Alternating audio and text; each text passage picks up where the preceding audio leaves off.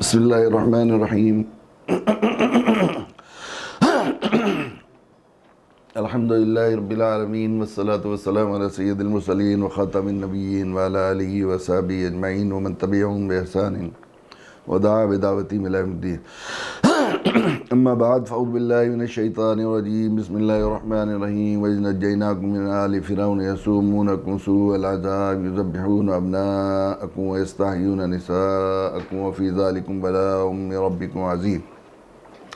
وَإِذْ فَرَقْنَا بِكُمُ الْبَحْرَ فَأَنْجَيْنَاكُمْ وَأَغْرَقْنَا آلَ فِرْعَوْنَ وَأَنْتُمْ تَنْظُرُونَ وَإِذْ وَعَدْنَا مُوسَىٰ 40 لَيْلَةً ثُمَّ اسْتَخَذْتُمُ الْعِجْلَ مِنْ بَعْدِهِ وَأَنْتُمْ ظَالِمُونَ ثُمَّ عَفَوْنَا عَنْكُمْ مِنْ بَعْدِ ذَلِكَ لَعَلَّكُمْ تَشْكُرُونَ وَإِذْ آتَيْنَا مُوسَى الْكِتَابَ وَالْفُرْقَانَ لَعَلَّكُمْ تَهْتَدُونَ وَإِذْ قَالَ مُوسَىٰ لِقَوْمِهِ يَا قَوْمِ إِنَّكُمْ ظَلَمْتُمْ أَنفُسَكُمْ بِاتِّخَاذِكُمُ الْعِجْلَ فَتُوبُوا إِلَىٰ بَارِئِكُمْ فَاقْتُلُوا أَنفُسَكُمْ ذلكم خير لكم عند بارئكم فتاب عليكم إنه هو التواب الرحيم وإذ قلتم يا موسى لن نؤمن لك حتى نرى الله جهرة فأخذتكم الصاعقة وأنتم تنظرون ثم بعثنا من بعد موتكم لعلكم تشكرون وظللنا عليكم الغمام وأنزلنا عليكم المن والسلوى كلوا من طيبات ما رزقناكم وما ظلمونا ولكن كانوا أنفسهم يظلمون.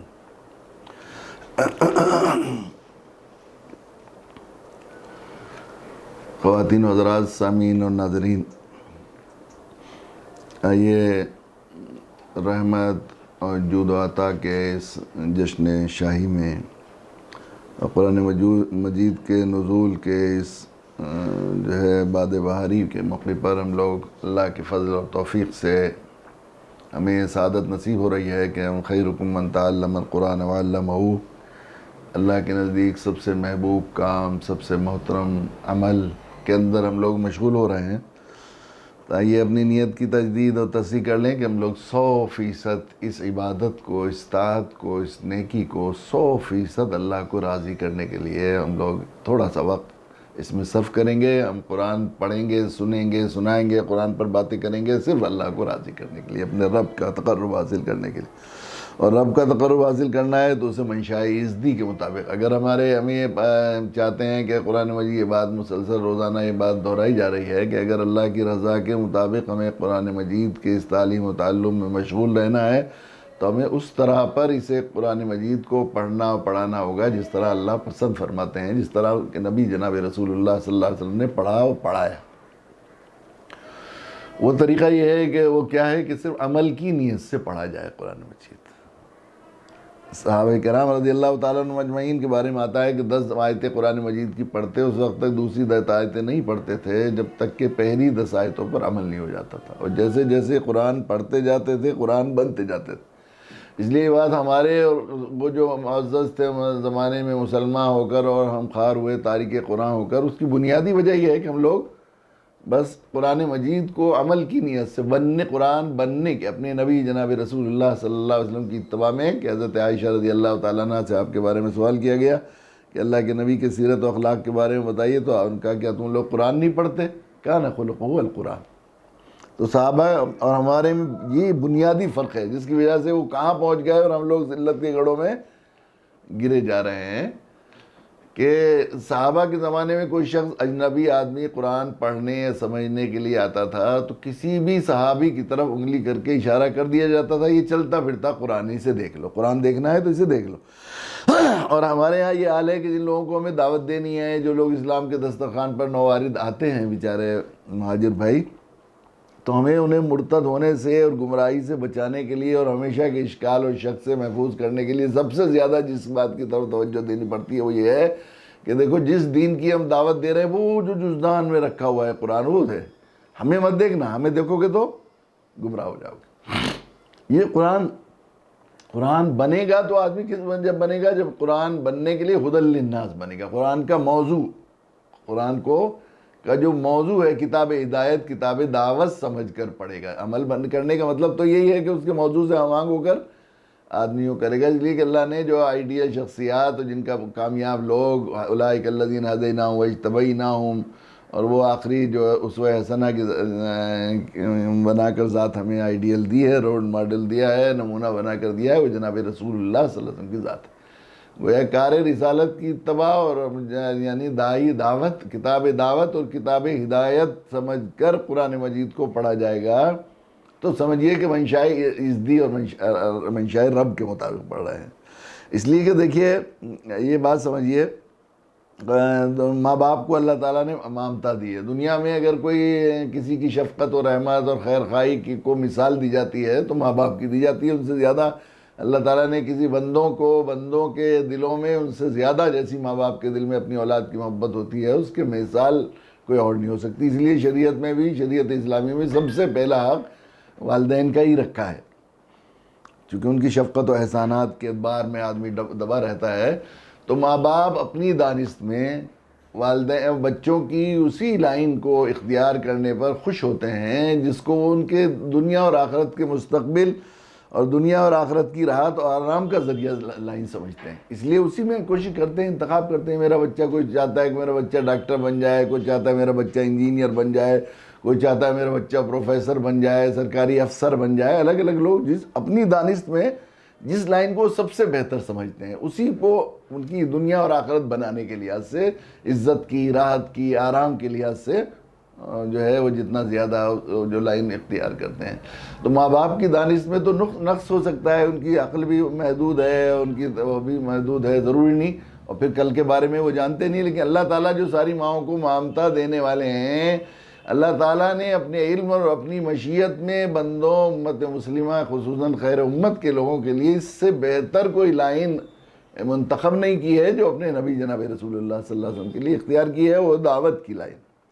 اس لیے کہ اللہ کے علم ہے کہ یہ دعوت، اگر امت دعوت کی اس لائن کو، اس پروفیشن کو اختیار کرے گی تو پھر وہ جو ہے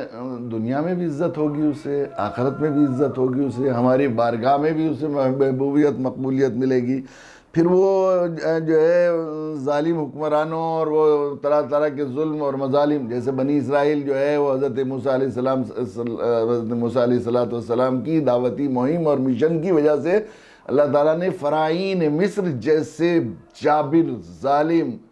اور طاقتور بادشاہوں اور حاکموں سے ان کو نجات دے دی، اور اس عذاب سے بھی نجات دے دی جو آخری درجے کا ظلم تھا۔ جو دنیا کی تاریخ میں جو زیادتیاں کی گئی ہیں کسی محکوم قوم پر، ان میں وہ ایک قوم تھا جو قبطیوں نے بنی اسرائیلیوں کے ساتھ کیا کہ سارے لڑکوں کو، بعض روایت میں تو آتا ہے کہ 70,000 کی تعداد میں مردوں کو قتل کر دیا گیا۔ تو یہ ایسا ظلم تھا، اس ظلم سے نجات بھی ہوگی، دنیا میں عزت بھی ہوگی، وقت بھی ہوگی، خیرخواہی بھی ہوگی، دنیا اور آخرت کی ید العلیٰ بنیں گے تو سخی بن کر دنیا میں عزت بھی ہوگی۔ اللہ تعالیٰ نے اپنے لیے منتخب کیا۔ اور دیکھیے بعض دفعہ دو الگ پروفیشن ہوتے ہیں۔ ماں باپ کو ہم دیکھتے ہیں، یہ بالکل تجربے کی بات ہے کہ بعض دفعہ باپ کسی لائن میں ہوتا ہے، وہ چاہتا ہے کہ میرا بچہ اسی لائن میں وہ کرے تاکہ میں پوری زندگی کے تجربات اس کی گھٹی میں ڈال دوں میں، اور وہ اس سے فائدہ اٹھائے اور جلدی میرا بچہ اس فن کا ماہر بن جائے۔ مثلاً باپ کو انجینئر ہے تو بیٹا یہ چاہتا ہے کہ میں انجینئر، باپ یہ چاہتا ہے میرا بیٹا بھی انجینئر بن جائے، یا ٹیچر ہے تو وہ یہ چاہتا ہے کہ میرا بچہ ٹیچر بن جائے، استاد بن جائے۔ تو میں نے جو پڑھانے کے اصول یا انجینئرنگ کے جو اصول، اور میں معیاری انجینئر رہا ہوں اور اتنے ایوارڈ حاصل کیے ہیں، میں چاہتا ہوں میرا بچہ اس سے کہیں زیادہ آگے ایوارڈ حاصل کرے۔ لیکن بچہ یہ سوچ رہا ہے کہ آج کل اسکوپ نہیں ہے انجینئرنگ کا، میں ڈاکٹر بن جاؤں۔ تو ڈاکٹر بن گیا، اگر ڈاکٹر کا اسکوپ بظاہر دنیا میں آج کے زمانے میں انجینئر سے کچھ بڑھا ہوا ہے ڈاکٹر کا، اس میں کوئی شک نہیں، لیکن باپ کے دل میں ہمیشہ کسک رہے گی کہ میں نے اسے بنانا چاہا تھا انجینئر، لیکن اس نے ہماری لائن اختیار نہیں کی، میری خیرخواہی کی قدر نہیں کی۔ اسی طرح اللہ بنانا تو چاہتے ہیں دائی، دینے والا، اور بنے ہم لینے والا۔ دائی نہیں بنے گا تو لینے والا بنے گا۔ ماں باپ چاہتے تو ہیں کہ میرا بچہ سب کو بانٹے، ایسا مالدار بنے اور ایسا سخی بنے کہ ہر آدمی میرے گھر بیٹے کے دروازے پر جائے اور بیٹا کٹورا لے کر پھرنے لگے، تو وہ ماں باپ کو خوش کرنے والا نہیں۔ اس طرح جو دائی کتاب دعوت سمجھ کر قرآن کو نہیں پڑھ رہا ہے، اس کا مطلب یہ ہے کہ وہ منشائے ازدی کے مطابق قرآن کو نہیں پڑھ رہا۔ بڑا علمیہ کی بات ہے، افسوس کی بات ہے کہ ہم قرآن کو ہر موضوع کے لحاظ سے، اس کی باریکیوں، ان کی گہرائیوں میں، یہ 2 دن پہلے بھی سبق میں یہ بات کہی تھی، قرآن تو ایک سمندر ہے جس میں جس لائن کا ماہر ہوتا لگائے گا تو وہاں سے گورا نایاب لے آئے گا۔ سائنسداں اس میں ایک آیت پڑھ کر سائنس کے نئے زمانے کا وہ کرتے ہیں، انقلابی برپا کر رہے ہیں، ایسے بہت سے واقعات ہیں۔ اور دوسرے صرف کے سلسلے میں نحو کے ماہرین، ادب کے، فصاحت کے، بلاغت کے ماہرین، ہر لائن جو ہے وہ زمانوں کے لنگوسٹک کے ماہرین اس کی ایک ایک آیت سے اصول نکالتے ہیں اور کہاں سے کہاں پہنچ جاتے ہیں. لیکن موضوع جو قرآن مجید کا ہے، جس کے لیے قرآن مجید نازل کیا گیا ہے، وہ ہے کتاب دعوت اور کتاب ہدایت. مگر افسوس ہے کہ قرآن کتاب ہدایت اور کتاب دعوت کے سمجھ کر نہ پڑھا جاتا ہے، نہ سنا جاتا ہے، نہ اس میں بیان کیا جاتا ہے. یہ ایک المیہ ہے بڑا، اور یہ اس درجہ ہے، یعنی ہم اس خاص قرآن کے موضوع سے ہم لوگ ذرا اتنا ہٹ کر قرآن کو پڑھتے ہیں. اگر اللہ کی منشا، ایسا لگتا ہے اللہ کی منشا اور مرضی تو یہ ہے کہ کتاب دعوت اور کتاب ہدایت ہدی للناس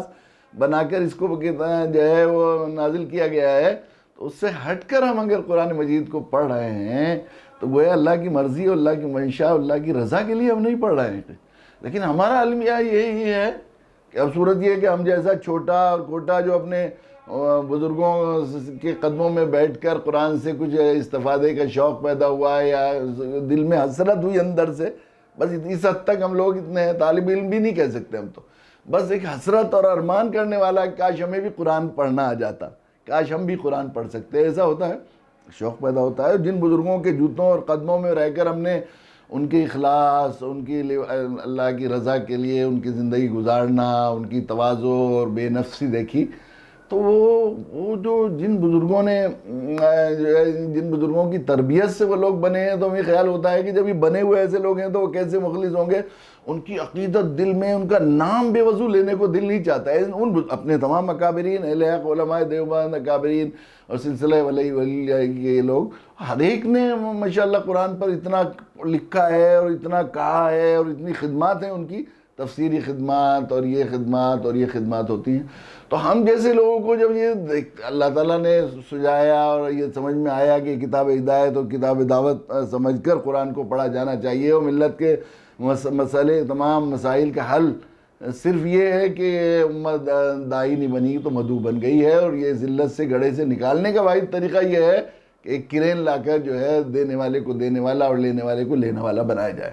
اسی کوشش کی جائے. یہ بات کہی چونکہ جب جیسے جیسے قرآن پڑھا، میں کتنی مرتبہ میرے ساتھ یہ واقعہ پیش آیا کہ قرآن پڑھنا شروع کیا، قرآن میں دعوتی مضامین ذہن میں آنے شروع ہوئے دعوت کے سلسلے میں، دعوتی کتاب ہدایت کی وجہ سے،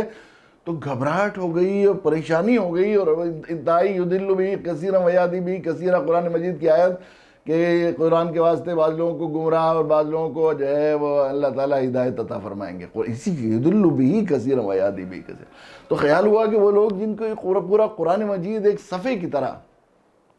اور سیرت ان کے ایک کتاب کی، ایک ورق کی طرح سامنے کلی پڑی ہے، انہیں نہیں دکھا ہے، ہمیں یہ دکھ رہا ہے. اس کا مطلب یہ ہے کہ جمہور سے ہٹ کر یہ بات، علماء سے ہٹ کر، اپنے اکابرین سے ہٹ کر، اپنے مربیوں سے ہٹ کر جو یہ بات سوچ رہے ہو اور کہہ رہے ہو، یقیناً یہ گمراہی ہے. بہت مرتبہ میں نے قرآن ڈر کی وجہ سے پڑھنا بند کر دیا. اتفاق سے میرے حضرت والا کی حیات میں تو حضرت مولانا کی طرف سے بارہا حوصلہ افزائی ہوتی رہی اور تائید ہوتی رہی، لیکن بعض ایسی لیطمئن قلبی کے لیے کچھ مبشرات اور کچھ ایسی بعض بزرگوں کی تائید اور وہ کہیں نہ کہیں سے الگ الگ سے آتی رہی، تو پھر دوبارہ پڑھتے رہے. اس میں کوئی شک نہیں، یہ بات بھی صحیح ہے کہ بلا شبہ وہ اکابرین، وہ بزرگ و اکابرین جن کو خاص خدمات کے لیے اللہ نے قبول کیا، ان کی وہ اس لائن کی امتیازی خدمات یقیناً وہ افراد کی نہیں بلکہ جماعتوں سے زیادہ بڑی ہوئی ہیں. مگر یہ بات بھی صحیح ہے کہ اللہ تعالیٰ نے اس دنیا میں ہر انسان کے اندر نقص رکھا ہے، کمزوری رکھی ہے، اس وجہ سے کہ دنیا جان لے بڑے سے بڑے آدمی کے اندر کوئی نہ کوئی کمزور پہلو رکھا ہے، بڑے سے بڑی شخصیت کے اندر، تاکہ یہ لوگوں کو معلوم ہو جائے کہ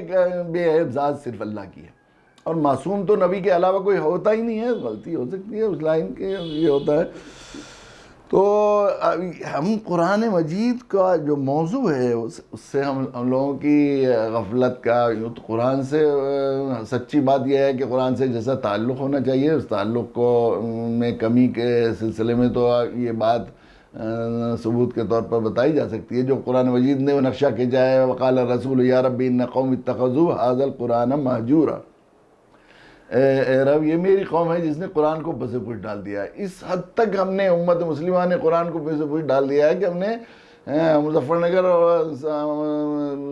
سہارنپور کا سروے کرایا تھا، جہاں دنیا میں مدارس کی تعداد کے لحاظ سے سب سے زیادہ مدارس ہیں. وہاں 4.5% بالغ مرد عورت قرآن مجید ناظرہ پڑھے ہوئے ہیں.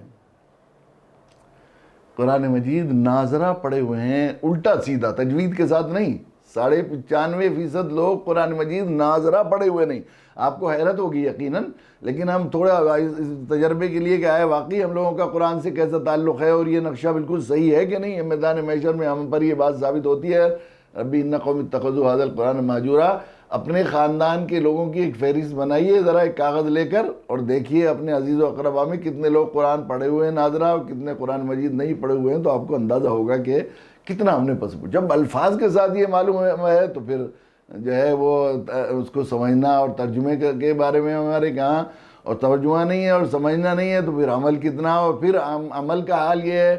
کہ ہم لوگ جو ہے وہ یہود اور بنی اسرائیل کے طرز پر اپنی مرضی کے مطابق قرآن مجید کو پڑھتے ہیں۔ تو دعوت کے سلسلے میں تو ہمارا یہ حال ہے جو میں نے عرض کیا ابھی، کہ جو ہے خواص کو جو کتاب قرآن پڑھایا جا رہا ہے، اس کا وہ جو موضوع قرآن مجید کا اس سے ہٹ کر قرآن مجید پڑھا جا رہا ہے۔ اس سلسلے میں نے کہیں آخری صفحے میں واقعہ نقل کیا ہے کہ حیدرآباد میرا سفر ہوا، وہاں کی مجلس علمیہ حیدرآباد، وہاں کی بڑی حیدرآباد و مہاراشٹر سے ایک بڑی علمی تنظیم ہے، مولانا اکبر الدین صاحب رحمۃ اللہ علیہ بڑے دردمند لوگوں میں تھے۔ وہ دعوت کے 93 کے بعد انہوں نے 92 کے بعد جب وہاں لاتور میں زلزلہ آیا تو اس مہاراشٹر اور حیدرآباد کے سفر کا مجھے مشورہ دیا کہ اس وقت لوگ ڈرے ہوئے ہیں، شاید اس وقت جلدی لوگوں تک بات پہنچ جائے تو اللہ کرے ہدایت کے فیصلے ہو جائیں۔ تو میں ایک سال گیا 5 روز، پھر دوسرے سال 5 روز، پھر تیسرے سال 4-5 سال تک جاتا رہا۔ تو وہاں علماء کو جب دعوت کے سلسلے میں متوجہ کیا گیا تو اللہ کے شکر ہے، اللہ تعالیٰ جزائے خیر دے، ان بڑے علماء نے ایک دیہاتی کی آواز کو اور صدا کو سنا اور کئی اداروں میں تخصص فی دعوت شروع کر دیا۔ دارالعلوم حیدرآباد میں تخصص فی دعوت شروع کیا، سبیل السلام میں شروع کیا۔ چند سال میرا جانا نہیں ہوا، چند سال کے بعد اتفاق سے میرا جانا ہوا، معہد العالی قائم ہو گیا تھا حضرت مولانا خالد صف اللہ صاحب دامت برکاتہم کے یہاں۔ تو وہاں کچھ علماء تشریف لائے، مولانا نے مجھ سے بات فرمائی کہ کچھ علماء آپ سے بات کرنا چاہتے ہیں، وہ ملنے کے لیے آئے۔ میں نے کہا میرے لیے سعادت کی بات ہے۔ حضرت مولانا رضوان صاحب وہاں کے بڑے صاحب درد اور بڑے باصلاحیت علماء میں، بڑے مقتدی علماء میں تھے، وہ بھی تشریف رکھتے تھے۔ انہوں نے بات کی اور انہوں نے کہا کہ آپ نے انگلی تو لگا دی تھی شیرے کی، ہم لوگوں کو توجہ کر دیا تخصص دعویٰ شروع کرنے کا، لیکن ہمارے یہاں اب کیا کریں، نصاب کیا پڑھائیں؟ تخصص تفسیر کا نصاب، تکمیل تفسیر کا ہمارے پاس نصاب ہے، فقہ کا نصاب ہے، ادب کا نصاب ہے، اور جناب جو ہے وہ سب چیزوں کا نصاب ہمارے پاس موجود ہے، لیکن فقہ کا کیا؟ اب جو آپ کے جو رسائل ہیں فلت سے اور مغان میں مضامین چھپتے ہیں، وہ کچھ کتابی شکل میں چھپ گئے ہیں، تو کیا کریں ہم، کہاں سے چھپیں؟ تو فوراً اللہ تعالیٰ نے میرے دل میں ذہن میں بات ڈالی اور بہت ہی وہ لوگ بہت مطمئن ہوئے میرے جواب سے، اور مجھے بھی یہ خیال ہوا کہ اللہ آپ نے کتنا پیارا جواب دلوایا۔ تو میں نے کہا یہ تو بڑی اچھی بات ہے، کوئی اور نصاب نہیں ہے، قرآن و سیرت یہ مکمل نصاب ہے دعوت کا، بس قرآن پڑھائیے، سیرت پڑھائیے۔ یقیناً یہ بات یہ میں کہہ کے میں سب بہت مطمئن ہو گیا، اور وہ بھی بہت مطمئن ہو گیا کہ واہ یہ تو بہت ہی ایسا جو ہے انہوں نے اصل نص سے ہی بات کر لی ہے۔ لیکن رات کو جب بستر پر لیٹا تو مجھے بہت ہی احساس ہوا، اور آج تک مجھے اس بات کا احساس ہے کہ ہم لوگ کتنا ہٹ گئے ہیں اپنی خیر امتیت سے، اس منصب سے، اس پروفیشن سے جو اللہ نے ہمارے لیے پسند کر کے قرآن مجید ہمارے لیے کتاب ہدایت، کتاب دعوت کے طور پر نازل کیا۔ مجھے یہ خیال ہوا کہ بھئی ہم لوگ ادب، قرآن و سنت تو پوری ہر چیز ہمارا مکمل نصاب ہے دینی علوم کا۔ ادب پڑھائیں گے تو ہم کہاں سے پڑھائیں گے؟ یا قرآن سے پڑھائیں گے یا حدیث سے پڑھائیں گے؟ سیرت جو ہے حدیث پڑھائیں گے تو بھی اسی سے پڑھائیں گے ہم۔ تفسیر پڑھائیں گے تو کہاں سے پڑھائیں گے؟ یا قرآن سے تفسیر کریں گے یا حدیث سے تفسیر کریں گے، اللہ کے نبی کی سیرت سے تفسیر کریں گے۔ ہم لوگ فقہ پڑھائیں گے تو مسائل کہاں سے آئیں گے؟ قرآن سے اور سیرت سے۔ لیکن یہ کتنی بڑی المیہ ہے کہ امت دعوت کے پاس ابھی تک دعوت کا مرتب نصاب نہیں۔ یہ بالکل ایسا ہی ہے کہ انجینئرنگ کالج میں ابھی تک انجینئرنگ کا نصاب نہیں ہے، اور میڈیکل کالج میں ابھی میڈیکل سائنس کا نصاب نہیں۔ یہ کتنا ہم لوگ اپنے اس سے ہٹے ہوئے ہیں۔ یہ تو اللہ کا شکر ہے کہ قرآن کو اللہ نے محفوظ کرنے کا نظم کیا، اس دین کو قیامت تک رہتا تھا، اِنَّا نَحْنُ نَزَّلْنَا الذِّکْرَ وَإِنَّا لَهُ لَحَافِظُونَ۔ اور اس طرح اللہ کے نبی صلی اللہ علیہ وسلم کی سیرت اور سنت بھی ساری کی ساری محفوظ ہے، اور وہ جو ہے اللہ تعالیٰ نے اس کی وجہ سے ہم 2 لفظ دعوت کے بول پاتے ہیں آج۔ یہ بات مجھے لگتی ہے ایسی ہے کہ اس میں جب آدمی قرآن سیرت کو اس مندر میں پڑھے گا تو 2 اور 2 4 کی طرح ہمارے جو ہے اسے دعوت سمجھ میں آئے گی۔ ہمارے اکابرین علماء دیوبند کے سرخیل کارواں حضرت مفتی سعید صاحب پالن پوری دامت برکاتہم کو، جو وہ ارمغان کا دعوت اسلام نمبر چھپا تھا، اور اس میں ایک سوال نامہ ساتھ میں بھیجا گیا تھا جوابی خط کے ساتھ، تاکہ لوگ پڑھیں اور ہمیں معلوم ہو جائے رائے کہ ہم نے جو درخواستیں کی ہیں، جو گزارشیں کی ہیں، ان پر علماء کی کیا رائے ہے۔ تو اللہ کا شکر ہے بہت سے علماء نے اس پر تائیدی کلمات بھی فرمائے، اور حضرت کا جواب آیا کہ 2 اور 2 4 کہیں گے تو کون 5 کہے گا؟ قرآن و سیرت سے آپ نے جو بات ثابت کی ہے 2 اور 2 4 کہیں گے، اس پر اصل میں بڑوں کی طرف سے کوئی بات ہو جاتی ہے تو دل بہت ذرا کہنے کی ہمت ہوتی ہے، ورنہ ہم جیسے چھوٹے لوگوں کے لیے زبان کھولنا ایک طرح کی بے ادبی سے ہوتی ہے۔ لیکن حضرت نے فرمایا لیکن جس منہج پر آپ دعوت کی آواز لگا رہے ہیں، کیا ہندوستان کا ماحول اس کے لیے سازگار ہے؟ تو میں نے درخواست کی، خط لکھا کہ حضرت بے ادبی کی معافی کے ساتھ کیا میں سوال کر سکتا ہوں کہ جس ماحول میں اللہ کے نبی صلی اللہ علیہ وسلم نے قولوا لا الہ الا اللہ تفلحوا کی صدا لگائی، فاصدع بما تؤمر کا جو ہے وہ عمل کیا، اس زمانے میں ماحول سازگار تھا؟ اس زمانے میں زیادہ سازگار تھا یا اس زمانے میں زیادہ سازگار ہے؟ اگر اللہ کے نبی صلی اللہ علیہ وسلم بھی یہی خیال فرماتے کہ سازگار ماحول نہیں ہے ابھی، تو ہم لوگ سب مندروں میں گھنٹی بجاتے ہوتے۔ یہ بات ہے۔ تو یہ تو قرآن و سیرت میں اتنا کھل کے باتیں ہیں، تو اس وجہ سے اب یہ ظاہر ہے کہ درس قرآن پڑھنے اور پڑھانے کے سلسلے میں بات ہو رہی ہے، اور ابھی وہ چند آیتیں شروع نہیں ہوتی، وہ تمہید میں کافی لمبی بات ہو جاتی ہے۔ اس کی وجہ ذہن میں یہ بھی ہے، اصل میں اپنی احساس کمتری کی وجہ سے بھی ہم لوگ صرف اپنی درخواست اور اپنی ضرورت یوں سمجھیے سامعین کے سامنے پیش کر رہے ہیں کہ آپ میں سے کوئی باصلاحیت آدمی کھڑا ہوگا تو ہماری ضرورت کے مطابق قرآن پڑھنے پڑھانے کا ایک لائن لگ جائے گی، اور ہماری حیثیت تو بالکل 100% یہ ہے کہ نہ ہم اس کا دعویٰ کر سکتے ہیں، نہ اس کا خیال بھی نہیں تصور بھی نہیں کر سکتے کہ ہم لوگ کچھ دعوت کے کام کرنے کے اہل ہیں، نہ علم کے لحاظ سے، نہ عمل کے لحاظ سے، نہ وہ صفات جو دعوت کی ہیں اس کے لحاظ سے بھی۔ بلکہ اکثر تو یہی ہوتا ہے، بہت سے دعوتی پروجیکٹ اور بہت سے دعوتی مہم جو بہت مجاہر ان میں کامیابی کی امید ہوتی ہے، تو یقینی بات یہ ہے کہ مجھے بہت زیادہ احساس کمتری کی وجہ سے اس میں جو ہے اپنی کم مائیگی، اپنی کم علمی اور کم عملی کی وجہ سے وہ جو ہے وہ جانے کی ہمت نہیں ہوتی۔ سچی بات یہ ہے کہ میری حیثیت میں، اپنی حیثیت، کیونکہ اللہ کی شکر ہے میرے حضرت والا کے جوتوں کے صدقے میں جو چیز مجھے سب سے زیادہ نعمت کے طور پر ملی کہ وہ میں جو ہے اپنی حیثیت سمجھ میں آ گئی، کہ جو اپنے علم کی حیثیت، اپنے عمل کی حیثیت اور اپنی باطن کی خباثت کچھ روشنی ڈال دی میرے حضرت والا نے، تو اس کی وجہ سے ہمیشہ احساس کمتری رہتا ہے۔ تو کئی دفعہ مسلسل جلسوں میں جانا ہوتا ہے، لیکن کتنی مرتبہ ایسا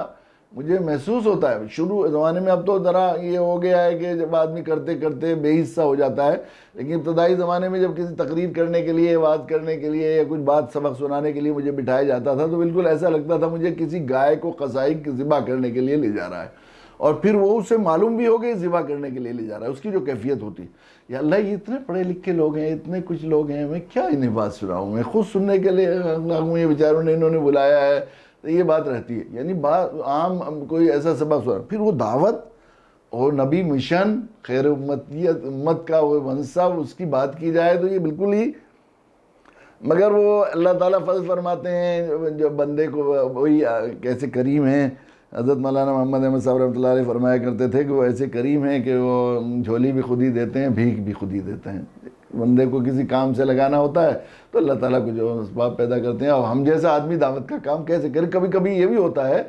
کہ مجھے بہت ہی، جب دیکھتا ہوں میں کوئی باصلاحیت عالم، بڑے علماء، بڑے اکابرین، جن کے اندر تقویٰ بھی ہے، جن کے اندر علم بھی ہے، اور اس علم کا سمندر ہے، عمل بھی ہے، فہم بھی ہے قرآن مجید کی، اور اللہ تعالیٰ نے ان کو مقبولیت، محبوبیت بھی عطا فرمائی ہے، اس کے لیے ایسا طبیعت ململاتی ہے، اور ایسا ہو جاتا ہے کہ کسی طرح یہ کاش اگر یہ ایسے باصلاحیت لوگ، یہ لوگ بات کہیں گے تو اثر ہوگا، ہم گندوں کی زبان میں کہاں اثر ہوگا۔ اب ادھر ہمارے یہاں ہندوستان میں، خصوصاً یو پی میں ہم دیکھتے ہیں، ہمارے دیہاتوں میں ہمارے لیے ایک تھوڑی سی گنجائش بہانے کے طور پر نکل گئی ہے، جس کا بار بار میں ذکر کیا کرتا ہوں کہ ہمارے یہاں کے دیہاتوں میں جب سرکار کو کوئی منادی اور اعلان کرنا ہوتا ہے، ہوتا تھا پہلے تو یہ ہوتا، اب تو مائک ہو گئے ہیں، لیکن پہلے مائک نہیں ہوتا تھا، تو وہ منادی کرنے والے ہوتے تھے، اور منادی کرنے والے بھنگی ہوتے تھے، جو سور پالتے تھے، اور گندگی ان کے یہاں گھر کی ہوتی ہے بالکل، پخانہ اٹھانے والے، اور شراب کے بے حد عادی، ہر وقت منہ سے بھی بدبو آتی تھی ان کی، اور ان کے محلے کو نکلنا مشکل ہوتا تھا۔ لیکن بلاتے تھے انہی کو بلاتے تھے. بھئی ہمارے یہاں 2 بھنگی تھے, ایک ننھا تھا اور ایک پرکاشی, ان میں سے کسی کو بلا, وہ اچھی منادی کرتا ہے, وہ اچھی منادی کرتا ہے. وہ بلاتے تھے پترول, پٹواری, سرکاری افسر, بھئی ایس ڈی ایم صاحب آ رہے ہیں, فلاں آ رہے ہیں, یا لگان ادا کر دو, آپاشی ادا کر دو, یہ ہوتا تھا. تو وہ بلاتے تھے, وہ کہتے بھئی دیکھ اچھی طرح منادی کر کے آنا. وہ سب کا منادی آواز لگاتے تھے, وہ لگا ڈھول پیٹتا تھا, سن لو سرکاری منادی, سرکاری اعلان. تو پھر پیر صاحب بھی, مولانا صاحب بھی, حضرت صاحب بھی, زمیندار صاحب بھی, کوئی یہ نہیں سوچتا تھا کہ بھنگی آواز لگا رہا ہے, سوچتے سرکاری منادی ہے. اور وہ اپنی منادی کر کے پھر جا کر وہ پترول کے یا سرکاری افسر کے پاس دیتا تھا, مجھے 98 دے دو. پوری طرح کرایا اچھی طرح کہ ہاں ٹھیک ہے, لے بھائی 98. تو 98 کے لیے اب کوئی یہ نہیں ہوتا. تو بس اس حیثیت سے بالکل 100% مجھے اپنی اس دعوت کے آواز کے سلسلے میں بالکل اپنے ساتھیوں اور رفقا کی ایسی لگتی ہے کہ ہم لوگ بس ہماری حیثیت بھنگی کی ہے. اور جب یہ بات آئی تو اب روزہ افطار پر حاضری ہوتی ہے یا وہاں پر کیا ملتزم پر جاتا ہوں, تو فوراً مجھے ایک دم خود ہی یاد دلا دیتے ہیں اللہ تعالیٰ, اللہ آپ کا بھنگی آ گیا ہے, منادی کر کے مولا کریم 98 ہماری اور وہ کیجئے ہماری اثر. لیکن وہاں جا کر کبھی کبھی بہت دل بھی ہوتا ہے کہ اللہ کیسے کیسے لوگ ہیں, ان کو سمجھا دیجئے, سجھا دیجئے. تو ابھی ایسا آدمی قرآنی مضامین یا قرآنی سبق پر کیا بات کر سکتا ہے؟ پڑھ کر سنائیں گے چند آیتیں, بس یہ اس نیت سے کتاب لے لی ہے, وہ بھی آسان تفسیر جو ہماری سطح کے لحاظ سے ہے. آسان تفسیر بھی یعنی یہ کوشش کی کہ آسان سے آسان کیا ہو سکتی ہے. پڑھنا بھی ہمیں نہیں آتا, تو پڑھنے کے لیے بھی ہم نے آسان تفسیر جو ہے وہ کی ہے, اسی کو پڑھ رہے ہیں. لیکن مجھے یہ خیال ہوا کہ اب اتنی کم مدت میں تھوڑا سا وقت ہے, رمضان مبارک کے کچھ ایام ہیں, اور ہم جیسا کم مایہ بے علم کیا قرآنی علوم پر کچھ بات کر سکتا ہے, یا بحیثیت فن اور بحیثیت موضوع دعوت کیا بات کر سکتا ہے. تو کم سے کم یہ تو ہے کہ کم سے کم ایک رخ طے کرنے کی کوشش کی جائے. عجب نہیں کوئی اللہ کے بندہ پھر اس بات کو دل پر لے صلاحیت, جس کی زبان میں قبولیت اور مقبولیت کے اللہ فیصلہ کر دے, اور اللہ تعالیٰ یہ ہماری جو ہے یہ لائن لوگوں کو بحیثیت قرآن مجید, بحیثیت دعوت, قرآن مجید بحیثیت کتاب ہدایت پڑھنے کا کا جو ہے ایک رو چل پڑتی. کئی دفعہ بند ہوتا ہے, بعض دفعہ میری زندگی میں تجربہ بھی ہے کہ بہت سی جگہ جام ملتے ہیں, سفر زندگی کرتا آتا ہے تو سفر میں بہت سے تجربات ہوتے ہیں, جگہ جگہ بہت سے جام لگے رہتے ہیں, اور بعض دفعہ جام ذرا سی چیز پر لگے رہتے ہیں. مجھے یاد ہے ایک دفعہ ہم مظفر نگر جا رہے تھے, تو تقریباً 7 کلومیٹر کا جام لگا ہوا تھا, 7 کلومیٹر کا جام لگا ہوا. تو ہم لوگوں نے کہا چلو دیکھیں, کوشش کرتے ہیں. میں گاڑی سے اترا, 1-2 لوگوں کو دیکھا, تو وہاں ایک بھینسا بوگی سریا لے جا رہا تھا لوہا, اور اس کی پیٹی وہ پیچھے کو گھسک گیا تھا, تو وہ اوپر اچال اس کو کہتے ہیں اولال ہو رہی تھی وہ, اور اس کے کاندھے پر وہ نہیں لگ رہا تھا. تو بس وہ مار رہا تھا اسے بیچارے کو, اس کو پیٹ کے خون کر دیا تھا, چونکہ سب لوگ کہہ رہے تھے اسے آگے بڑھاؤ, اور وہ ایسا ٹیڑھا ہو گیا تھا. تو پھر ہم لوگوں نے اسے نیچے دبایا, تھوڑا سا سریے کو آگے کیا. اب مزدوروں کی ضرورت تھی وہاں, کسی اس جام کو توڑنے کے لیے کسی بھار ڈھونے والے کی ضرورت تھی, کسی مزدور کی ضرورت تھی کہ وہ اس میں دھکا لگا کے اسے آگے کر دے, اور اس کی پیٹی کاندھا جو ہے وہ بیچارہ جو ٹھیلنے والا جوٹا ہے بھینسا ہے اس کا ہو جائے. تو وہ چل گیا, اور وہ تقریباً 3-5 گھنٹے کا جام کھل گیا. تو اس کے لیے کسی صلاحیت کی ضرورت نہیں ہوتی بعض دفعہ جام کی. تو ہمیں بھی یہ خیال ہوا کہ ہم لوگ کہتے رہیں. عجب نہیں کہ اللہ تعالیٰ یہ جام کھل جائے, اور جو ہے امت کی پٹڑی پھر دعوت پر لگ جائے. بلا شبہ اس میں کوئی شک نہیں کہ میرے نبی کا سچا ارشاد ہے کہ امت گمراہی پر جوانی ہو سکتی. دعوت کا شعور اور دعوت کا کام کرنے والے امت پر ہمیشہ رہے. لیکن یہ بات بالکل صحیح ہے کہ جیسا خیر القرون کے زمانے میں دعوت کو اہمیت تھی, اور اسی کی اس ایکسل پر پوری زندگی وہ جو ہے گھومتی تھی, وہ اس سے جو ہے ایسا لگتا ہے, یہ ضروری نہیں کہ میری بات صحیح ہو, مگر مجھے ہر وقت اس کا ایسا لگتا ہے کہ اس سے جو ہے ہٹی ہوئی ہے. یہ قرآن مجید کی آیات جو ہے دیکھیے, یہاں مسلسل بنی اسرائیل سے قرآن خطاب کر رہا ہے, اور یہ تقریباً 10 رکوع میں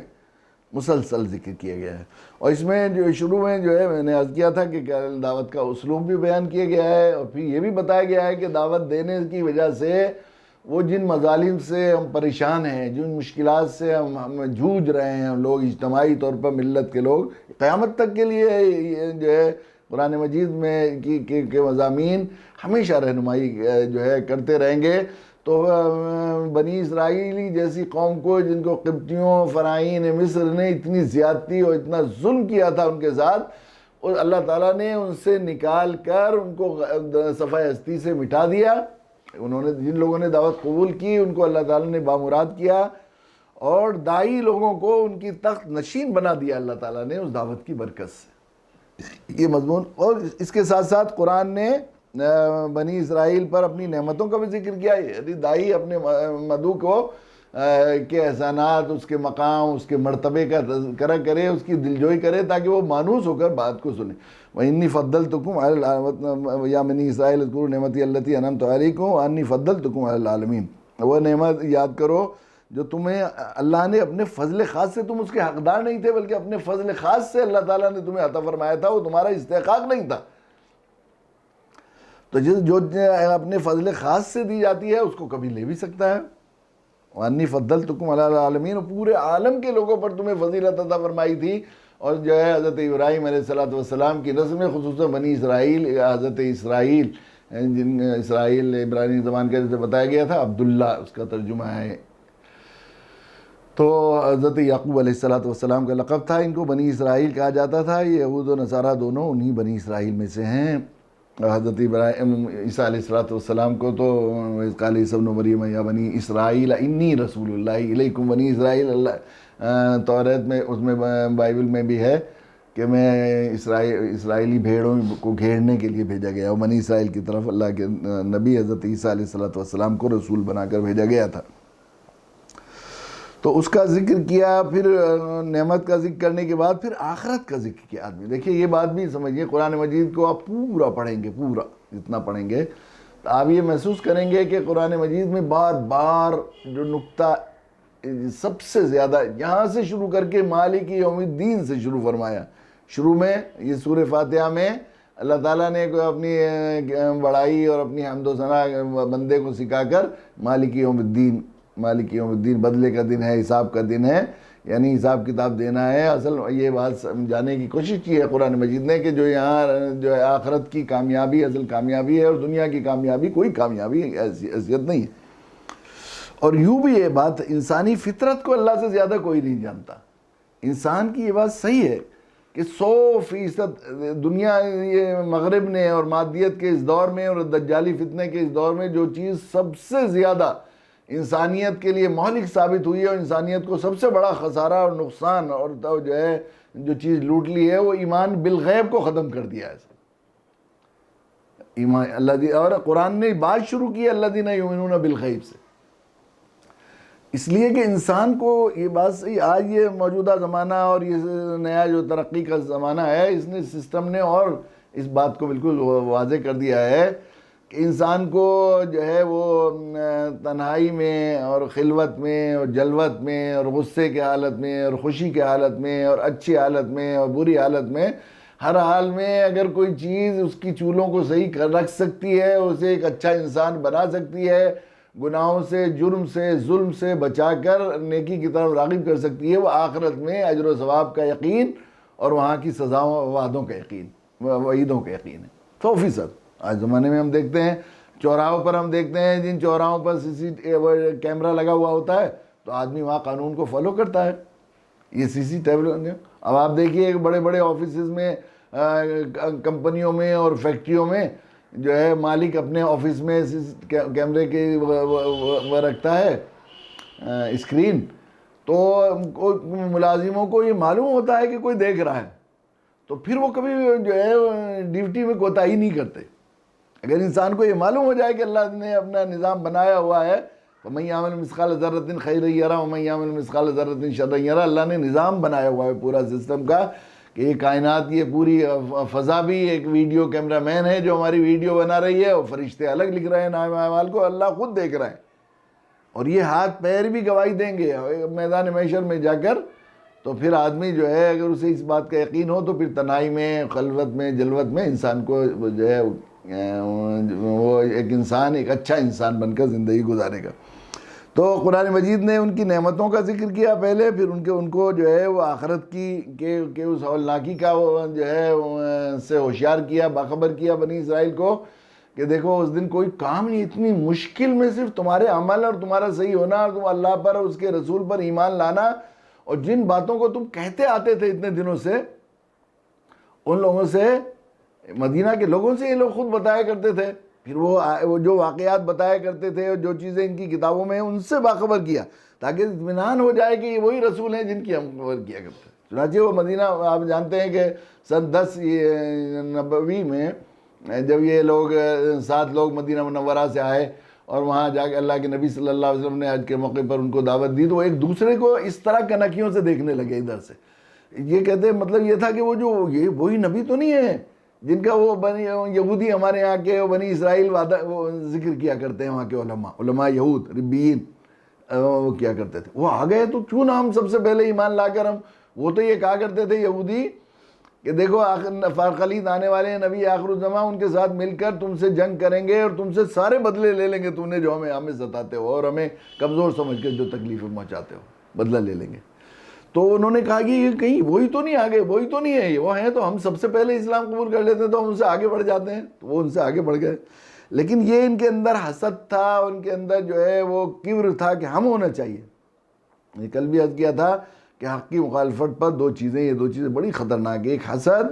اور ایک کبر۔ جب آدمی اپنے آپ کو بڑا سمجھتا ہے اور کچھ اس کے دل میں اپنا عجب ہوتا ہے تو پھر وہ حق کی قبولیت کے میں صرف نہ یہ اس کا عجب رکاوٹ بنتا ہے، بلکہ وہ حق کی دعوت دینے والے کا مخالف بن جاتا ہے۔ یہ بہت ہی خطرناک بیماریاں ہیں۔ تو یہود کی یہ بیماریاں تھیں، اس کی وجہ سے تو اللہ تعالیٰ نے پھر ان کو وہ احسان جتایا، وہ کہ تم دیکھو، تمہیں معلوم ہے کتنی مشکل میں تھے، اللہ تعالیٰ نے تمہیں کیسے وہ جو ہے اس بلا سے اور عذاب سے وَإِذْ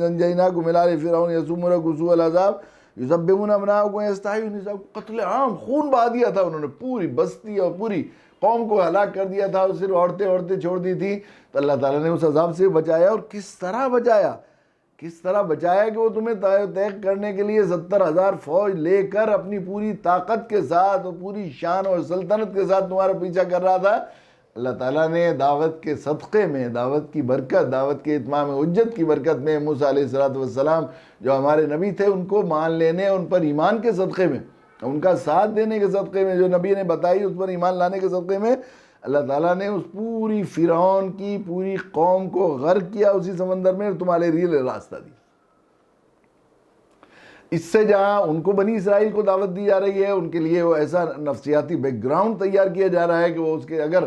ذرا بھی ان میں ہوش سلامتی ہوتی ہے اور ذرا سی بھی سعادت ہوتی ہے اور ذرا سی اپنی خیر کو سمجھنے کی صلاحیت ہوتی تو یقیناً وہ لوگوں نے ایمان لائے، جو لوگ بالکل ہی حاسد تھے اور کجرو تھے اور طبیعت کی فکر ان کی جو ہے وہ ایسی تھی، تو وہ اس سے جو ہے وہ محروم رہے۔ یقیناً یہ بات رہی وہاں۔ یہ بعد میں آنے والے لوگوں کے، ہمارے لیے بھی،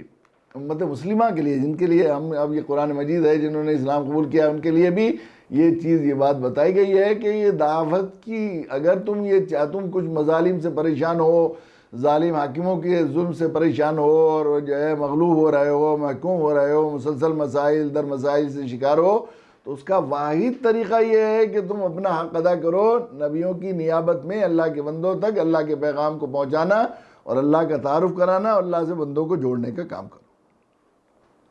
اب اس کے بعد یہ آیتیں شروع ہوتی ہیں، وَإِذْ وَعَدْنَا مُوسَىٰ 40 لَيْلَةً ثُمَّ اتَّخَذْتُمُ الْعِجْلَ مِن بَعْدِهِ وَأَنْتُمْ ظَالِمُونَ۔ حضرت موسیٰ علیہ السلام کو جب اللہ تعالیٰ نے نجات عطا فرمائی اس عذاب سے اور بنی اسرائیل کو، تو بنی اسرائیل نے خود موسیٰ علیہ السلام سے بعض روایت میں آتا ہے فرمائش کی کہ اے موسیٰ، اب جیسے پچھلی قوموں کو بھی اللہ تعالیٰ نے شریعت اور کتابیں دی، کیوں نہ ایسا ہو جائے کہ ہمیں بھی اللہ تعالیٰ یہ شرف بخشے۔ جب اللہ تعالیٰ نے ہماری طرف نظر رحمت فرما لی، کرم فرما لی، تو اللہ تعالیٰ سے حضرت موسیٰ علیہ السلام نے فریاد کی، تو اللہ تعالیٰ نے حضرت موسیٰ علیہ السلام کو کوہ طور پر آنے کا حکم فرمایا، اور 30 روز تک انہوں نے روزے رکھے، اور پھر جو ہے وہ کتاب جو ہے لیکن افطار لیا بغیر اجازت کے، تو پھر 10 دن اور 40 دن۔ وَإِذْ وَعَدْنَا مُوسَىٰ 40 لَيْلَةً۔ یہ اللہ تعالیٰ نے اس کائنات کے نظام کو دیکھیے، اللہ تعالیٰ قادر مطلق، فعال لما یرید، علی کل شیء قدیر ہے، جب چاہے جو فیصلہ کریں، لیکن کہ اللہ تعالیٰ کو نظم و نسق بہت پسند ہے، اس لیے اس پورے نظام کو چلانے کے لیے اللہ تعالیٰ نے ایک سنت طے فرما لی ہے، وہ سنت اللہ کا قانون ہے، وَلَن تَجِدَ لِسُنَّتِ اللَّهِ تَبْدِيلًا وَلَن تَجِدَ لِسُنَّتِ اللَّهِ تَحْوِيلًا۔ تو اللہ تعالیٰ نے اس کی سنتوں میں ایک سنت کائنات کی ہے کہ اس دنیا میں بہت سی تبدیلیوں میں 40 دن کو دخل رکھا ہے اللہ تعالیٰ نے۔ انسان ماں کی پیدا ہوتا ہے، خصوصاً انسانوں کی انسانوں کے ظاہر میں بھی اور انسانوں کے باطن میں بھی، انسانوں کے اخلاق میں بھی، انسانوں کے عادات میں بھی 40 دن کو بڑی اہمیت ہوتی ہے۔ اس لیے بزرگوں کے یہاں چلہ کشی کا نظام رہا ہے، صوفیاء کرام کے یہاں۔ اور یوں بھی حدیث میں بھی آتا ہے جو شخص 40 دن تک، حدیث میں بہت سی 40 دن کے بہت سے فضائل ہیں، جن میں مثلا جو شخص تکبیر اولیٰ کے ساتھ نماز پڑھے گا کہ پہلی تکبیر اس کی نگ جائے تو اس کو نفاق سے برات کا پروانہ دے دیا، یعنی ایمان کی پختگی کا، اس کا بھی ایمان مستحکم ہو گیا، اب یہ ایمان کی حدود سے نکلے گا نہیں، اس کا اسے پروانہ دے دیا جاتا ہے۔ تو انسان جب ماں کی پیٹ میں ہوتا ہے تو پہلے نطفہ رہتا ہے 40 دن تک، پھر وہ خون جمع ہوا خون بنتا ہے، پھر گوشت کا لوتھڑا بنتا ہے، پھر اس کے بعد وہ جو ہے ہڈیوں کا وہ بنتا ہے، پھر اس کے اوپر گوشت بنایا جاتا ہے، پھر روح ڈالی جاتی ہے 40 دن میں۔ ابھی دیکھا ہے یہ نئی سائنسدانوں نے، قرآن مجید نے تو اس کا پہلے سے ذکر کیا ہے، لیکن جب یہ الٹرا ساؤنڈ ایجاد ہوئی اور ماں کے پیٹ میں انسان کی مدارج کو دیکھا جا سکتا تھا، وہ پہچانا گیا، تو معلوم ہوا کہ 40 دن کے اندر خاص تبدیلی ہوتی ہے۔ اس طرح اللہ تعالیٰ نے بھی حضرت موسیٰ علیہ السلام کو 40 دن کے لیے وہاں بلایا، حضرت موسیٰ علیہ السلام کو توریت دی گئی۔ اس دوران ان کی قوم نے، وہ سامری ایک بڑا ذہین اور ہوشیار قوم کا آدمی تھا، اس نے جو ہے وہ زیورات کو اکٹھا کر کے ایک وہ بنایا جو ہے ایک بچڑا، اور وہ حضرت جبرائیل علیہ السلام حضرت موسیٰ علیہ السلام کے پاس آیا کرتے تھے، ان کے گھوڑے کے قدموں سے اس نے جو ہے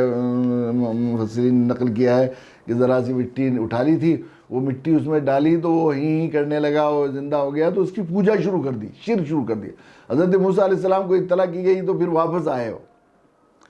تو اس کا ذکر کیا ہے کہ تمہیں اتنا ایسا، دیکھیے ایک بات یہ ہوتی ہے کہ کوئی کسی کو دانا، انسان کی نفسیات میں یہ بات بھی ہے کہ جب اس کو اس کی پرانی کسی غلطی اور اس کی پاداش میں اس کو ہونے والے نقصان کی طرف متوجہ کر کے پھر دوبارہ سمجھایا جاتا ہے تو آدمی دوبارہ غلطی کرنے سے بچ کر اس کی اصلاح آسان ہوتی ہے۔ یہ ایک نفسیاتی امر ہے، تو قرآن نے بھی اس نفسیاتی اس کا جو ہے انسانی فطرت کی نفسیاتی کمزوری کا لحاظ کرتے ہوئے ان کو جو ہے بار بار وہ چیزیں یاد دلائی ہیں، اور جو انہوں نے غلطیاں کی اور ان غلطیوں کی پاداش میں جو ہوا وہ یاد دلائے۔ دوسرے یہ کہ ان کو غلطیاں کرنے کے بعد ان کی توبہ کے لیے جو شرائط تھیں وہ بہت سخت تھی، بہت سخت ہوا کرتی تھی پہلے جو، تو ان کو پاکی کے لیے بنی اسرائیل میں ہوتا تھا کہ منی کا خطرہ گر جائے تو اسے چھیلنا پڑتا تھا اس جگہ سے، ان کو اس طرح پاکی کا وہ تھا۔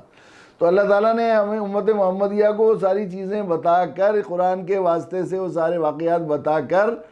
اور یہودیوں کو بھی یہ بات بتائی کہ اب چونکہ اب نبی آخری زمان جناب رسول اللہ صلی اللہ علیہ وسلم تشریف لے آئے ہیں، اور ان کا وجود اللہ کی طرف سے رحمت ہے، اب تم غلطیاں اب بھی کر رہے ہو، لیکن پہلے جب تم اتنی غلطیاں کرتے تھے تو تمہاری توبہ کے لیے کیسی کیسی مشکل شرطیں ہوتی تھی اور کیسے کیسی ہوتی تھی، لیکن اب ہم نے یہ جو ہے یہ آسان سا طریقہ تمہارے لیے بنا دیا۔ نبی کی ذات، ان کو مان لینا اور ان پر ایمان لانا تمہارے لیے رحمت ہے، اور ہمارے لیے بھی کہا گیا ہے کہ تمہیں کیسا آسان دین عطا فرمایا ہے، اور نبی رحمت اللہ عالمین صلی اللہ علیہ وسلم کی شریعت میں پیدا کر کے تمہارے لیے توبہ کے لیے، بس توبہ کے لیے کچھ بھی نہیں ہے، آدمی ذرا سے گڑ گڑائے توبہ کی قبول ہو گئی۔ پہلے توبہ ایسا نہیں ہوتی تھی، توبہ کے لیے الگ الگ طریقے ہوا کرتے تھے۔ چنانچہ اسی میں جب انہوں نے بچڑا بنایا اور کچھ لوگوں نے کہا کہ نہیں، اللہ کے علاوہ کسی کی پوجا نہ کی جائے، اچھے برے آدمی ہمیشہ رہتے ہیں، کچھ لوگ پوجا کرے، کچھ لوگوں نے نہیں پوجا کی، تو اللہ تعالیٰ نے جو حضرت موسیٰ علیہ السلام آئے تو ان کی توبہ کے لیے کی کہ جو لوگ نیک لوگ ہیں وہ ان لوگوں کو قتل کریں، آپس میں ایک دوسرے کو قتل کریں، اور ایک بڑی تعداد، اس میں بھی یہاں تک آیا کہ 70,000 لوگ قتل ہو گئے، تو تب اللہ تعالیٰ نے قبول فرمایا، تو ان کی توبہ قبول فرمائی۔ یہ ہوا کہ جو لوگ مقتول ہوئے ان کو شہید کا درجہ دیا گیا بعد میں حضرت موسیٰ علیہ السلام کی دعا کے صدقے میں، لیکن کتنا مشکل تھا، تو حضرت موسیٰ علیہ السلام کو 40 دن کے لیے بلایا گیا اور پھر توریت نازل کی گئی۔ یہ توریت کا ذکر کیا، اور مصدقا لما بین یدی، بار بار قرآن کہتا ہے کہ اس کی تصدیق کرتی ہے، تو تمہاری جو کتاب ہے اس کو مکمل کرنے کے لیے آئی ہے، نیا دین لے کر نہیں آئے، بلکہ اس بات کی تصدیق کرتی ہے کہ توریت آسمانی کتاب ہے، ان واقعات کی بھی تصدیق کرتا ہے قرآن مجید جو توریت کے واسطے سے تم کو بتا دی گیا۔ ثم عفونا عنکم من بعد ذلک لعلکم تشکرون، اس کے بعد اللہ تعالیٰ نے معاف کیا تمہیں تاکہ تم شکر گزار بن جاؤ،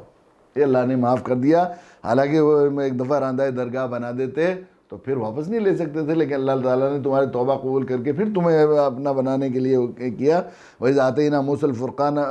الْكِتَابَ وَالْفُرْقَانَ لَعَلَّكُمْ تَهْتَدُونَ، اور یہ موسیٰ علیہ السلام کو کتاب دی اور فرقان. ہمیشہ انبیاء علیہ الصلوۃ والسلام کی جو کتابیں اور صحیفے نازل کیے جاتے ہیں وہ حق باطل کے درمیان فرق کرنے والے ہوتے ہیں،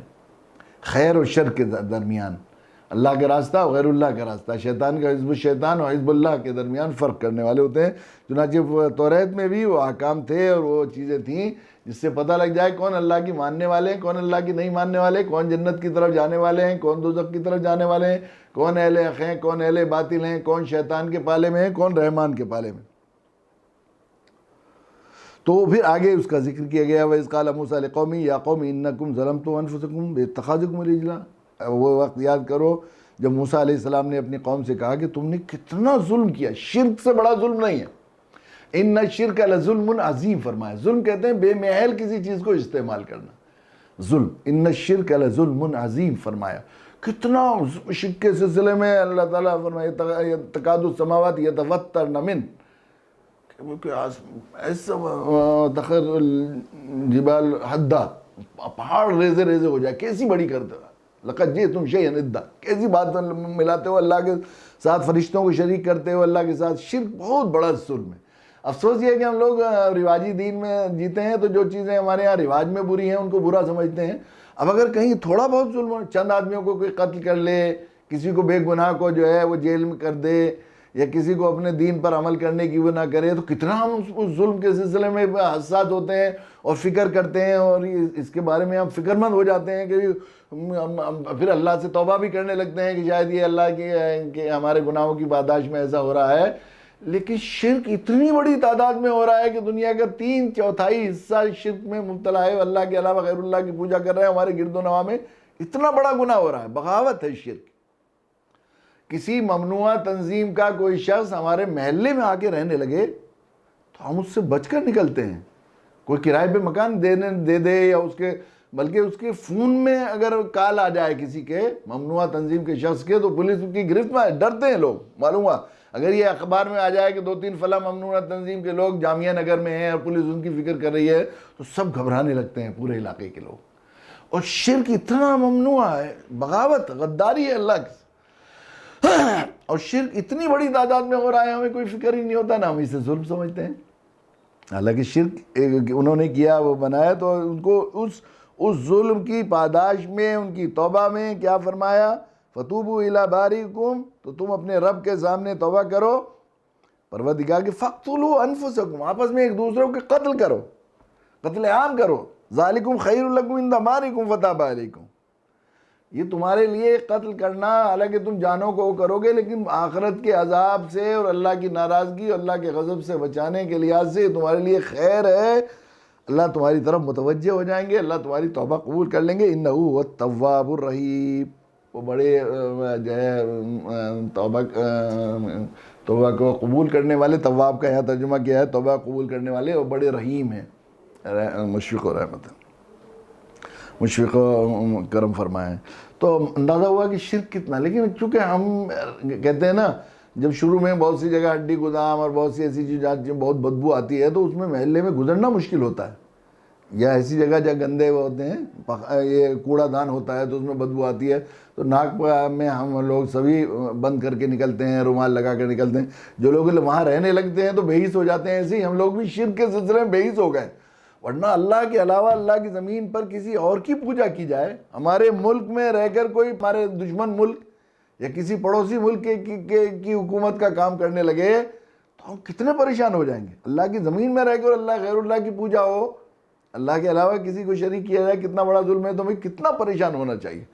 اسی طرح تو قرآن مجید اس ظلم کو اسی پس منظر میں ذکر کرتا ہے، لیکن چونکہ ہم لوگ دعوتی پس منظر میں ہم پڑھتے نہیں قرآن مجید کو، اس لیے اور برائیوں کو برائی سمجھتے ہیں، ان کی اصلاح کی کوشش کرتے ہیں. لیکن شرک اور کفر کے امر بالمعروف اور نہی عن المنکر کی جب بات ہوتی ہے تو صحیح بات یہ ہے کہنے والوں کرنے والوں کو کسی قرآن کی آیت سے، کسی حدیث پاک سے، کسی بزرگ کے ملفوظ سے، کسی فقیہ کے قول سے، کسی خطیب کی تقریر سے یہ بات معلوم نہیں ہوگی. آپ کو کوئی کہے گا نہیں کہ امر بالمعروف میں ایمان جو سب سے بڑا معروف ہے اس کی دعوت ثابت نہیں، اور کوئی یہ نہیں کہے گا کہ نہیں عن المنکر میں کفر و شرک شامل نہیں. لیکن کہنے والے عمل ہمارا یہ ہے کہ تقریر کرنے والا، بیان کرنے والا تامرون بالمعروف وتنہون عن المنکر کہے گا، لیکن اس کے خواب و خیال میں بھی کبھی ایمان کی دعوت نہیں آتی اور شرک اور کفر سے روکنا نہیں آتا، کیونکہ ہم نے شرک کو ظلم سمجھا ہی نہیں ہے۔ قرآن کتنا شرک کے سلسلے میں اور کتنی خطرناک اس کے سلسلے میں ذکر کرتا ہے۔ اللہ تعالیٰ ہمیں توفیق دے کہ ہم قرآن نے جس منکر کو جو اہمیت دی ہے اور جس معروف کو جو اہمیت دی ہے، ہم وہی اسی پیمانے پر قرآن کو اللہ کی مرضی و مشیت کے ساتھ سمجھنے والے بن جائیں۔ وقت بہت زیادہ ہو گیا ہے پھر آج بھی، لیکن میں نے عرض کیا کہ اگر نیت صحیح ہے ہماری تو یہ وقت جو ہمارا مال اچھے بھاؤ بک جائے، بہترین سیل میں بک جائے، جہاں بہت زیادہ بھاگ بک رہی ہو، تو جو وقت ہم سے سب سے پہلے سوال ہوگا وقت کی گھڑیوں کے سلسلے میں، تو جو گھڑیاں قرآن مجید پر بات کرنے، قرآن سنانے میں، قرآن کی باتیں کرنے میں ہمیں لگ جائے، تعلیم قرآن میں، وہ سب سے قیمتی اور سنہرے لمحات ہیں۔ اللہ تعالیٰ اپنی بارگاہ میں ان کو قبول فرمائے۔ وآخر دعوانا الحمدللہ رب العالمین۔